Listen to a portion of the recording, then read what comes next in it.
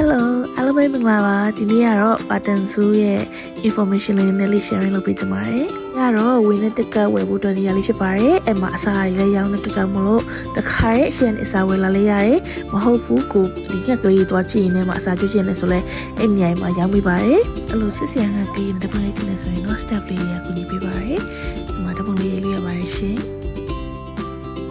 ဒီလိုစစ်စရာကြောင့်လေးလည်းရှိပါသေးတယ်။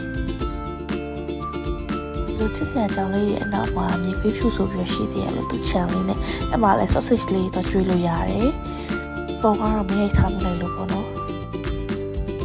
ဒါလေးကအပကသူတို့အစာကျွေးနေဆိုလဲသူတို့ချန်ရှိမှာအစာလေးဝယ်လို့ရပါတယ်။ပြီးတုံးလို့ရှိရ။အဲ့တော့ကျွေးချင်စော်လို့ပြီးတော့ပေးလိုက်တာနဲ့မရောတေချာတော့ဒါလေးကစိတ်ချန်လေးပေါ့။ပြီးတော့အိမ်နာမှာတမင်ချန်လေးရှိတော့တမင်လေးတော့ရှိမယ်။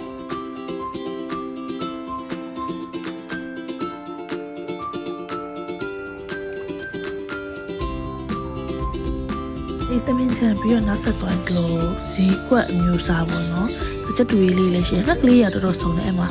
ပြီးတော့အဲ့လိုငှက်ကလေးကိုလည်းထိလို့ရတဲ့ချက်မြန်ငှက်ကလေးဆိုလေထိပြီးတဲ့ပုံလေးရိုက်လို့ရတယ်မကိုရကြောက်တော့ဝန်ထမ်းလေးရဲ့အကူအညီနဲ့တောင်းရိုက်ကပေါ့နော်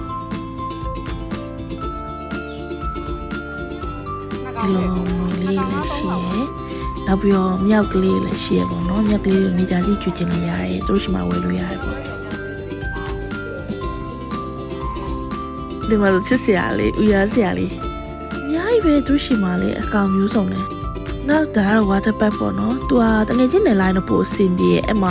game လေးဆော်လို့ရတယ်ရေကူးလို့ရတယ်အခုနပြောလို့ဘောကွင်းလေးနဲ့ဆင်းပြီးတော့တိုက်ကားတဲ့ဟာလေးလည်းရှိရဲ့ဒီအုပ်စုကတော့အစီအစဉ်မရှိပဲရောက်လာဆိုတော့တိတ်မစောဖြစ်ခဲ့ဘူးပေါ့နော်ဒါကတော့ငှက်ကလေးရိုက်ထားတဲ့ပုံလေးတွေ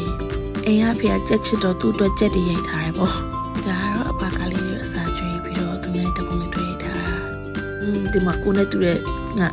ချိန်လုံးအိမ်နေလို့ဒီလိုလက်ပတ်လေးပပီးဆိုတော့ possession လေးအဲ့မှာတခြား animal play လည်းတရှိသေးတယ်ဒါတော့ Button Fairy website ကနေပြီးတော့ information လေး sharing လေးလုပ်ပေးတာပေါ့နော်။ရအဲ့လိုရည်ရွယ်ပြီးသွားမယ်ဆိုပြီးလုပ်ထားမှာမဟုတ်ဘဲနေတည့်ရောက်သွားတာဆိုတော့